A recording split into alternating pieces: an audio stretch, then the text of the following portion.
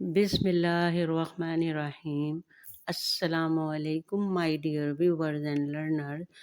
Welcome to my channel Sadaiha 02. آئیے اپنی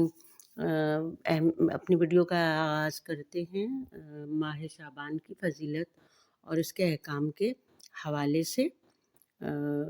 حدیث نبی صلی اللہ علیہ وسلم ہے ان عائشہ رضی اللہ تعالی عنہ حدثہ قالت لم یکن النبی صلی اللہ علیہ وسلم یصوم شہرا اکثر من شعبان فإنه كان يصوم شعبان كله وكان يقول خذوا من العمل ما تطيقون فإن الله لا يمل حتى تملوا وأحب الصلاة إلى النبي صلى الله عليه وسلم ما دوم عليه وإن قلت وَكَانَ إِذَا صَلَّى صَلَاةُ دَوَامَ عَلَيْهَا۔ Narrated حضرت عائشہ رضی اللہ تعالیٰ عنہا. The Prophet sallallahu alaihi wasallam never fasted in any month more than in the month of Shaban.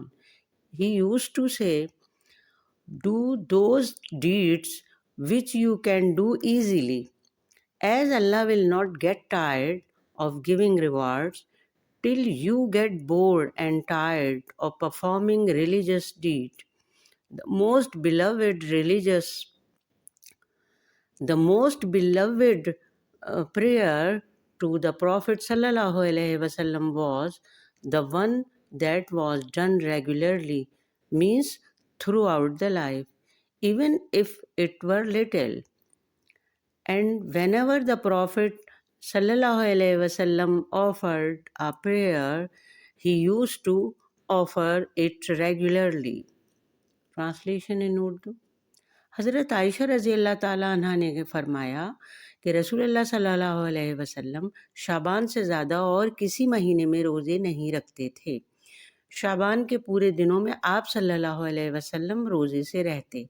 آپ صلی اللہ علیہ وسلم فرمایا کرتے تھے کہ عمل وہی اختیار کرو جس کی تم میں طاقت ہو، کیونکہ اللہ تعالیٰ ثواب دینے سے نہیں تھکتا، تم خود ہی تھک جاؤ گے۔ نبی کریم صلی اللہ علیہ وسلم اس نماز کو سب سے زیادہ پسند فرماتے جس پر ہمیشگی اختیار کی جائے، خواہ کم ہی کیوں نہ ہو۔ چنانچہ حضرت صلی اللہ علیہ وسلم جب کوئی نماز شروع کرتے تو اسے ہمیشہ پڑھتے۔ صحیح بخاری شریف کتاب الصوم حدیث نمبر 1970۔ تو ویورز اینڈ لرنرز، ہم نے یہ دیکھا کہ اس حدیث میں کتنی زیادہ تاکید آئی ہے روزہ رکھنے کی، اور مزید فضیلت و احکام بھی ہم پڑھتے رہتے ہیں کہ جیسے کہ ماہ شعبان کو شعبان اس لیے کہا جاتا ہے کہ اس ماہ میں عرب کے لوگ پانی کی تلاش میں نکلتے تھے، اور ایک یہ بھی قول ہے کہ وہ جنگوں میں نکلتے تھے، اور ایک یہ بھی قول ہے کہ اس مہینے کو رجب اور رمضان کے مابین ہونے کی وجہ سے شعبان کہا جاتا ہے۔ تو اسی طرح سے اور بہت ساری احادیث بھی ماہ شعبان کی فضیلت میں آئی ہیں۔ حضرت عائشہ رضی اللہ تعالیٰ بیان کرتی ہیں کہ رسول اکرم صلی اللہ علیہ وسلم روزے رکھتے تو ہم یہ کہتی ہیں کہ اب وہ روزے نہیں چھوڑیں گے، یعنی رکھتے ہی جاتے آپ، اور جب آپ روزے نہ رکھتے تو ہم یہ کہتے کہ اب رسول اکرم صلی اللہ علیہ وسلم روزہ نہیں رکھتے تھے، یعنی کہ جب رکھتے تو بہت دل بھر کے رکھتے، بہت ہی دل سے رکھتے۔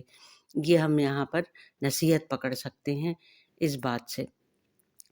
اور اسی طرح مسلم شریف کی حدیث نمبر 1957 میں بھی ایک روایت آئی ہے کہ نبی کریم صلی اللہ علیہ وسلم شعبان کے تقریباً سارا مہینے ہی روزہ رکھا کرتے تھے۔ تقریباً سے مراد یہاں پر اکثر ہے۔ اور صحیحین میں ابن عباس رضی اللہ تعالیٰ عنہ سے مروی ہے کہ نبی کریم صلی اللہ علیہ وسلم رمضان کے علاوہ کسی بھی مہینے میں مکمل روزے نہیں رکھتے تھے، تو یعنی کہ یہ شعبان کے روزے بھی اکثر مراد لیے جائیں گے۔ یہ بخاری شریف کی حدیث نمبر 1971 ہے۔ اور اسی طرح ابن عباس رضی اللہ تعالیٰ عنہ ایک اور روایت میں فرماتے ہیں کہ رمضان کے علاوہ کسی بھی مکمل مہینے کے روزے رکھنا آپ صلی اللہ علیہ وسلم سے بیان ہوتا ہے کہ جیسے کہ مکروہ سمجھا جاتا تھا. مکروہ آپ فرماتے تھے کہ مکروہ ہے، پورا مہینہ نہیں رکھو رمضان کے علاوہ روزے، بلکہ اکثر رکھو، چھوڑ چھوڑ کر رکھو. حافظ ابن حجر رحمہ اللہ فرماتے ہیں نبی کریم صلی اللہ علیہ وسلم کے نفلی روزے باقی سب مہینوں سے زیادہ ہوتے تھے شعبان کے مہینے میں، یعنی کہ شعبان کے مہینے میں اکثر روزے رکھا کرتے تھے. اسی طرح اسامہ بن زید رضی اللہ تعالیٰ عنہ بھی بیان کرتے ہیں کہ میں نے رسول اکرم صلی اللہ علیہ وسلم سے کہا، اللہ کے رسول، آپ باقی مہینوں میں اتنے روزے نہیں رکھتے جتنے شعبان میں رکھتے ہیں. تو رسول اللہ صلی اللہ علیہ وسلم فرمانے لگے، یہ ایک ایسا مہینہ ہے جس میں لوگ غفلت کا شکار رہتے ہیں. جیسے کہ ہم نے اوپر دیکھا، ابھی ہم نے 2-3 قول بھی پڑھے کہ عرب جو ہیں وہ پانی کی تلاش میں نکل جاتے تھے، جنگوں میں نکل جاتے تھے. تو یہ یعنی کہ یہ کہ ظاہر ہے کہ جب وہ کسی اہم کام سے نکل جائیں گے تو عبادات میں غفلت ہو جاتی ہوگی ان سے. تو آپ اس مہینے کی فضیلت میں فرماتے تھے کہ یہ مہینہ رجب اور شعبان کے مابین ہے. یہ مہینہ رجب اور رمضان کے مابین ہے. تو یہ ایسا مہینہ ہے، اس کی فضیلت میں آپ صلی اللہ علیہ وسلم فرما رہے ہیں کہ جس میں یہ مہینہ وہ مہینہ ہے کہ جس میں اعمال اللہ رب العالمین کے یہاں اٹھائے جاتے ہیں، یعنی کہ پہنچائے جاتے ہیں. اور میں یہ پسند کرتا ہوں کہ میرے یہ اعمال روزے کی حالت میں اٹھائے جائیں. اسے نسائی نے روایت کیا ہے اور یہ اخذ کیا گیا ہے صحیح الترغیب اور ترہیب کے رسالے سے.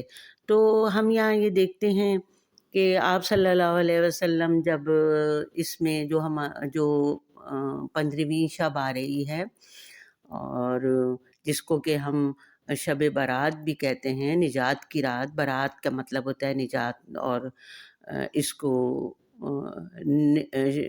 شعبان کی نصف لیل بھی کہا جاتا ہے. تو جب آپ صلی اللہ علیہ وسلم کی یہ آرزو تھی کہ ان کے اعمال جب اٹھائے جائیں، اللہ کے روبرو پہنچائے جائیں، جو کہ آپ معصوم تھے اور آپ نبی تھے اور آپ سے تو کسی غلطی کا امکان ہی نہیں تھا. تو جب آپ یہ آرزو کر رہے ہیں کہ میرے اعمال اللہ تعالیٰ کے آگے روزے کی حالت میں رکھے جائیں، اٹھا کر پہنچائے جائیں، تو اس سے ہمیں کتنا سبق ملتا ہے کہ پھر ہم کتنے محتاج ہیں نیکیوں کے، کہ ہمارے اعمال بھی اور زیادہ ہمیں چاہیے کہ ہمارے اعمال روزے کی حالت میں اٹھائے جائیں. اور شب برات کے دن کا روزہ ہم ضرور بالضرور رکھیں اور ہم سے یہ چھوٹے نہ، ہم اس سے محروم نہ ہوں. تو آئیے اس دعا کے ساتھ اپنی اس ویڈیو کا اختتام کرتے ہیں کہ اللہ تعالی ہمیں بھی روزہ رکھنے کی اور عبادات کرنے کی توفیق عطا فرمائے. آمین ثم آمین یا رب